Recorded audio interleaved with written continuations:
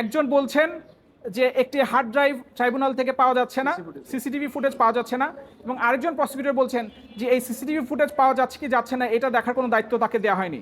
কিছু কিছু অভিযোগ ছিল যেটা আমরা ফ্যাক্ট ফাইন্ডিং কমিটি ইতোমধ্যে আমরা কাজ করছি।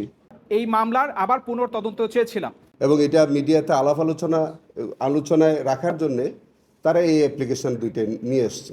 জাতীয় সমাজতান্ত্রিক দল জাসদের সভাপতি বীর মুক্তিযোদ্ধা জনাব হাসানুল হক ইনুর বিরুদ্ধে চলমান যে মামলা আইসিটিবিডি কেস নাম্বার ৩/২০২৫, এই মামলায় যুক্তিতর্কের জন্য দিন ধার্য ছিল। এই মামলার গত তারিখ ছিল মার্চ মাসের 10 তারিখে।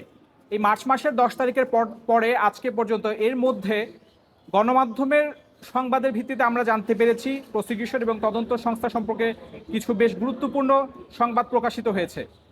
এই সংবাদগুলো দেখে আমরা রীতিমতো বিস্মিত হয়েছি এবং আমরা মনে করি নবনিযুক্ত চিফ প্রসিকিউটর তিনিও এগুলোতে হতভম্ব হয়েছেন। এবং আমরা মনে করি সদ্য সাবেক চিফ প্রসিকিউটর এবং তার টিম সম্পর্কে যে সংবাদগুলো বের হয়েছে, যে তদন্ত প্রক্রিয়া নিয়ে, রাজসাক্ষী বানানো নিয়ে, পুরো জুলাই আগস্টের এই মামলাগুলোর তদন্ত নিয়ে যে সংবাদগুলো বের হয়েছে, এতে করে মাননীয় ট্রাইব্যুনালও কিছুটা বিব্রত হয়েছেন বলে আমরা মনে করেছিলাম। এবং আমরা মনে করি এতে করে সাবেক চিফ প্রসিকিউটর এবং তার টিম যে মামলাগুলো তদন্ত করে যে মামলাগুলোতে ফর্মাল চার্জ দাখিল করেছেন এবং মামলাগুলো শুরু করেছিলেন, পুরো প্রক্রিয়াটাই প্রশ্নবিদ্ধ হয়েছে। এবং সেই সাথে এই জুলাই আগস্টের এই মামলাগুলো করার ক্ষেত্রে তার বড় ধরনের কনফ্লিক্ট অফ ইন্টারেস্ট ছিল। এবং এটা ইন্টারন্যাশনাল ক্রিমিনাল কোর্টের ফিলিপাইনের দুতার্তের মামলার ক্ষেত্রে ওখানকার প্রসিকিউটর করিম খানের যেই কনফ্লিক্ট অফ ইন্টারেস্টের কারণে তাকে যে মামলা থেকে বারিত করা হয়েছিল সেটার সমতুল্য। এবং এই কনফ্লিক্ট অফ ইন্টারেস্টের কারণে আমরা এর আগেও বলেছিলাম যে এই মামলা তিনি পরিচালনা করতে পারেন না, কিন্তু তারপরেও সেই মামলা এতদূর গড়িয়েছে। এবং এই নির্বাচনের পরে 12ই ফেব্রুয়ারির পরে বিশেষ করে মার্চ মাসে যে সংবাদগুলো এসেছে প্রসিকিউশন টিম এবং তদন্ত সংস্থা সম্পর্কে, তাতে করে আমরা এই মামলার আবার পুনর্তদন্ত চেয়েছিলাম। এবং আপনাদের নিশ্চয়ই মনে আছে এই মামলায় যখন আমরা ডিসচার্জ পিটিশন দেই এবং ডিসচার্জ পিটিশনের রিভিউ পিটিশন দেই, তখন আমাদের একটা শব্দকে উল্লেখ করে তৎকালীন চিফ প্রসিকিউটর বলেছিলেন যে আমাদের এই বক্তব্য রাষ্ট্রদ্রোহিতার শামিল। আদালতের ভিতরে আইনজীবীর বক্তব্য কখনো রাষ্ট্রদ্রোহিতা হতে পারে না। আদালতের ভিতরে আইনজীবীর আইনি যুক্তিতর্ক করার কারণে তাকে যদি রাষ্ট্রদ্রোহিতার হুমকি, আসামিকে হোক বা আইনজীবীকে হোক রাষ্ট্রদ্রোহিতার হুমকি দেওয়া হয়, সেটা আদালতের আইনজীবীর বিচার কাজ পরিচালনার ক্ষেত্রে এবং আসামির আত্মপক্ষ সমর্থনের ক্ষেত্রে একটা বাধার সৃষ্টি করে। এই বিষয়গুলো আমরা মাননীয় ট্রাইব্যুনালের সামনে তুলে ধরতে চেয়েছিলাম, পুনর্তদন্ত চেয়েছিলাম। মাননীয় ট্রাইব্যুনাল আমাদের দরখাস্ত খারিজ করেছেন।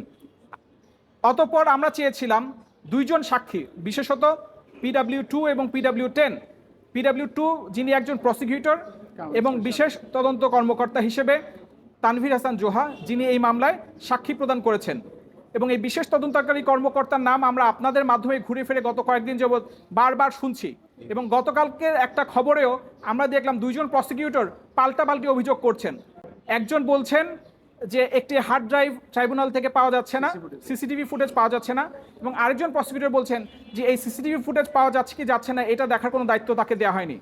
এই ধরনের পরিস্থিতিতে এই ধরনের একটা প্রসিকিউশন টিম এই ধরনের একটা গুরুত্বপূর্ণ মামলা এইভাবে করে পরিচালনা করছে, এতে করে আমরা তাদের পুরো বিচার প্রক্রিয়াটাই প্রশ্নবিদ্ধ হয়েছে। এবং আমরা এই কারণে তাদেরকে জেরা করার সুযোগ চেয়েছিলাম, রিকল করার সুযোগ চেয়েছিলাম মাননীয় ট্রাইব্যুনাল, এবং সেই সাথে তদন্তকারী কর্মকর্তাকে আমরা জেরা করার সুযোগ চেয়েছিলাম। মাননীয় ট্রাইব্যুনাল আমাদের এই আবেদন দুটিও নামঞ্জুর করেছেন। এবং আমরা মনে করি এতে আমরা সংক্ষুব্ধ হয়েছি, এবং মাননীয় ট্রাইব্যুনাল যদি আমাদের আবেদন মঞ্জুর করতেন তাতে ন্যায় বিচার নিশ্চিত হতো। তবে তাদের কস্ট টাইটেলে তারা অ্যাপ্লিকেশন দিয়ে বলেছিলেন যে এই মামলাটি আবার তারা পুনঃতদন্ত চান, রিইনভেস্টিগেশন চান। তো আমরা সেটা অপোজ করেছি, যে আমরা বলেছি যে রিইনভেস্টিগেশনের কোনো বিধান ক্রিমিনাল জুরিসপ্রুডেন্সে নাই।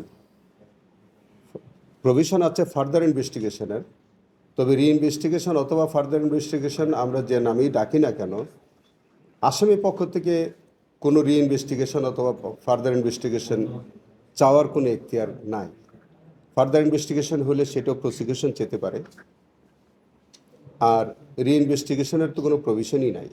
আমাদের এই ইন্টারন্যাশনাল ক্রাইমস ট্রাইব্যুনাল অ্যাক্ট 1973-তেও নাই, আমাদের আগের যে প্রচলিত আইন আছে যেটা সিআরপিসি, সেখানেও রিইনভেস্টিগেশন বলে কোনো বিষয় নাই। তবে তারা আমাদের রুল 46(1) ক্যাপিটাল এর বিধান অনুযায়ী তারা এই আবেদনটা করেছিলেন। তো সেটা হচ্ছে আমাদের ইন্টারন্যাশনাল ক্রাইম ট্রাইব্যুনালের একটা ইনহারেন্ট পাওয়ার আছে, তারা ওই বিষয়টি রেফার করে অ্যাপ্লিকেশনটা দিয়েছিলেন। কিন্তু সেটা যে প্রভিশন, এটা তারা, আমি মনে করি এটা অ্যাপ্লিকেশন ওয়াজ মিসকনসিভড। এর কারণ হচ্ছে যে 46(1)-এ inherent power not in respect of reinvestigation of any case. তো যাই হোক, আমরা এটা বলেছি আর ট্রাইব্যুনাল আমাদের সাথে একমত পোষণ করেছেন এবং তাদের এই অ্যাপ্লিকেশন মেনটেনেবল নয় বলে, এবং এটা একটা designful application to prolong the case, এই কথাগুলো বলে এটা রিজেক্ট করেছেন। তারা আরও একটা অ্যাপ্লিকেশন দিয়েছিলেন যে 2 জন সাক্ষীকে তারা রিকল করতে চান। বিষয়টা হচ্ছে তারা ওই অ্যাপ্লিকেশনের মধ্যে উল্লেখ করেছেন যে আমরা কিছু কিছু বিষয়, আপনারা সবাই জানেন যে আমাদের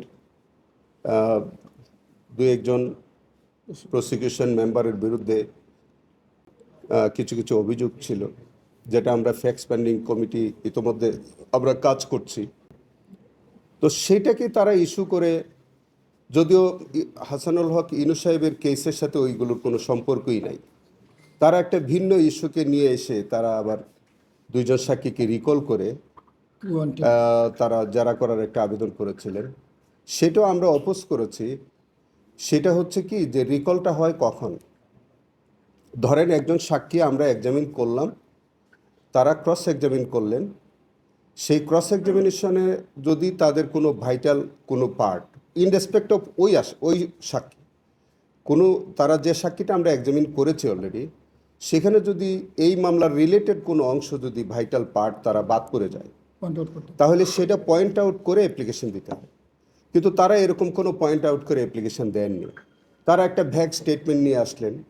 তা আমাদের এই 2টা অ্যাপ্লিকেশনে আমাদের প্রসিকিউশনের যে বক্তব্যটা আমরা ট্রাইব্যুনাল উপস্থাপন করেছি, আমরা বলেছি যে এই 2টা অ্যাপ্লিকেশনেই has been brought with a purpose. তারা শুধু নিউজ আইটেম করবার জন্যে এবং এটা মিডিয়াতে আলোচনায় রাখার জন্যে তারা এই অ্যাপ্লিকেশন 2টা নিয়ে এসছে। যাই হোক, ট্রাইব্যুনাল এই 2টারই কোনো সাবস্টেন্স না পেয়ে 2টা অ্যাপ্লিকেশনই আউটরাইট রিজেক্ট করেছেন এবং এই অ্যাপ্লিকেশন 2টা রিজেক্ট হওয়ার পরে তাদের সামিকাফ যে আর্গুমেন্টটা তারা শুরু করেছেন, আগামী সোমবার পর্যন্ত এটি অ্যাডজন্ট হয়েছে। এই আমিনুল ভাই,